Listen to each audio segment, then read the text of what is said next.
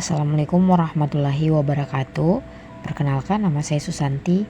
Di sini saya selaku moderator dari kelompok 3. Materi kami adalah luka bakar. Baik, selanjutnya saya persilahkan kepada pemateri pertama untuk membacakan hasil diskusi kami terkait luka bakar kepada saudari. Saya persilahkan. Assalamualaikum warahmatullahi wabarakatuh. Perkenalkan, nama saya Nur Rahayu dengan NIM P2022-01036. Di sini saya dari kelompok 3 ingin membahas materi kami yang berjudul luka bakar. Luka bakar atau kombustio adalah kehilangan jaringan yang disebabkan oleh kontak dengan sumber panas seperti air, api, bahan kimia, listrik, dan radiasi. Luka bakar akan mengakibatkan tidak hanya kerusakan kulit, tetapi juga mempengaruhi seluruh sistem tubuh. Adapun etiologi luka bakar, yang pertama itu luka bakar suhu tinggi atau thermal burn yang disebabkan karena terpapar atau kontak dengan api, cairan panas, dan bahan padat. Luka bakar api berhubungan dengan asap atau cedera inhalasi.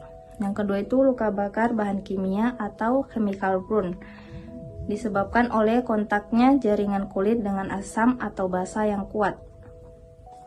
Luka bakar bahan kimia dapat terjadi misalnya karena kontak dengan zat-zat pembersih yang sering digunakan untuk keperluan rumah tangga, dan berbagai zat kimia yang digunakan dalam bidang industri, pertanian, dan militer.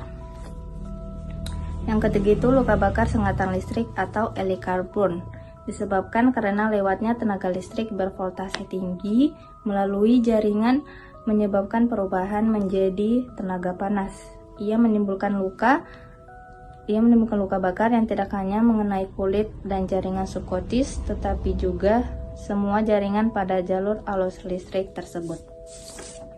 Yang keempat itu ada luka bakar radiasi atau radiasi injuri, disebabkan oleh terpapar dengan sumber radioaktif.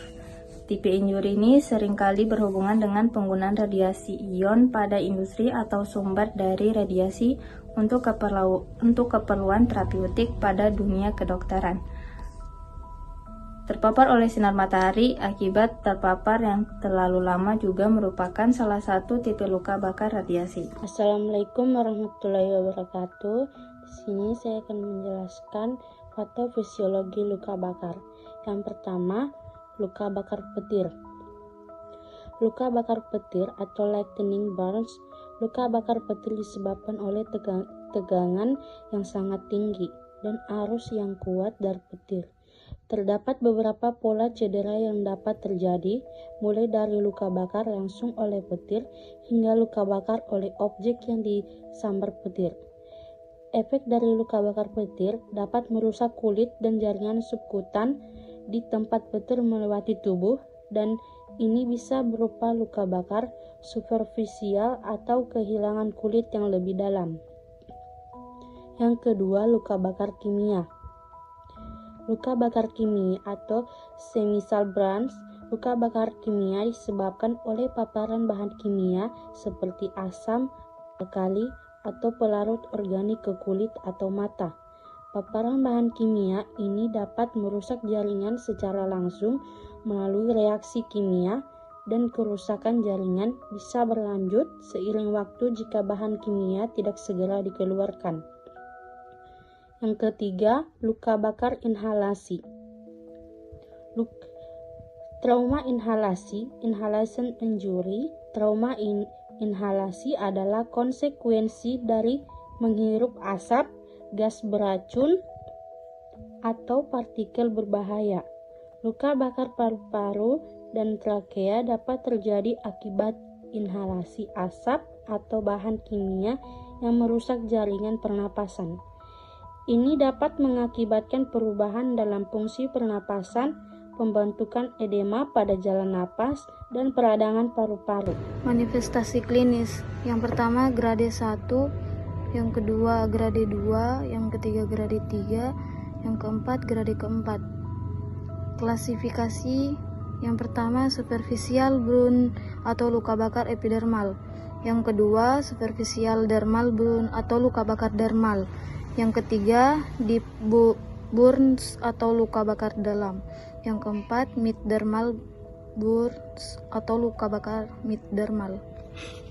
Assalamualaikum warahmatullahi wabarakatuh. Saya Kamila Regina Putri membahas tentang komplikasi dan penata laksanaan pada luka bakar.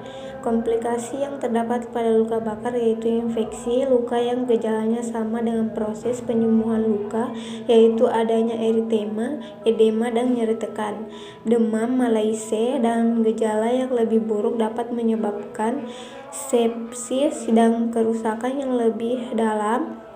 Luka bakar juga dapat menyebabkan timbulnya shock, cedera, inhalasi, apalagi pasien menghirup udara di dalam ruangan tertutup.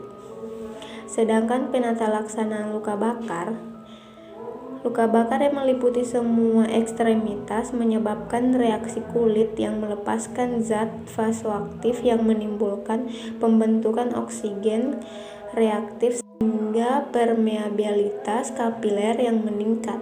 Oleh karena itu, perlu dilakukan pemasangan selang infus dengan diameter besar untuk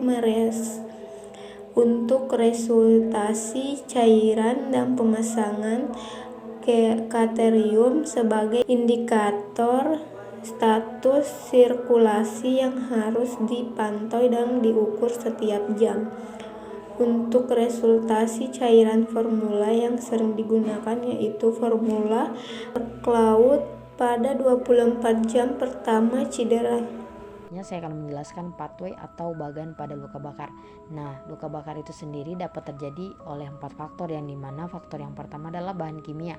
Nah, bahan kimia ini adalah cedera pada kulit, mata, mulut, atau organ dalam yang disebabkan oleh kontak dengan zat korosif seperti asam atau basa kuat. Faktor yang kedua adalah faktor termal.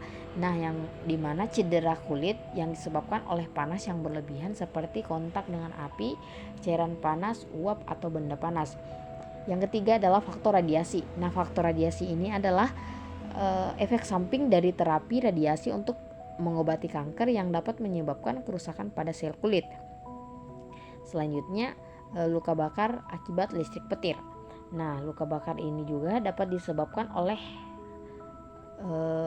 atau dapat terjadi di beberapa tempat atau lokasi seperti pada wajah. Nah, luka bakar yang terjadi pada wajah ini kan terjadi kerusakan mukosa sehingga terjadi pembengkakan atau edema laring yang menyebabkan obstruksi jalan nafas sehingga jalan nafas ini menjadi tidak efektif karena adanya pembengkakan pada laring. Nah, luka bakar di ruang tertutup. Luka bakar yang terjadi di ruang tertutup ini mengalami keracunan gas karbon monoksida karena ruangannya tertutup sehingga karbon monoksida ini mengikat hemoglobin, yang ketika karbon monoksida ini tidak mampu mengikat hemoglobin maka terjadilah hipoksia O2. Nah, selanjutnya luka bakar yang terjadi luka bakar yang menyebabkan kerusakan kulit. Nah, luka bakar yang menyebabkan kerusakan kulit ini adalah terjadi kerusakan kulit yang menyebabkan penguapan itu sendiri meningkat sehingga terjadi peningkatan pembuluh darah kapiler yang menyebabkan ekstra variasi cairan O29 elektrolit protein ini menyebabkan tekanan onkotik yang menurunkan tekanan ini melalui cairan intravaskular sehingga terjadi hipovolemia dan homokonsentrasi sehingga terjadi gangguan sirkulasi makro. Nah, masalah keperawatan yang sering muncul ketika terjadi kerusakan kulit akibat luka bakar itu sendiri adalah risiko tinggi infeksi, gangguan rasa nyaman, gangguan aktivitas, kerusakan integritas kulit, kekurangan volume cairan, dan juga gangguan perfusi.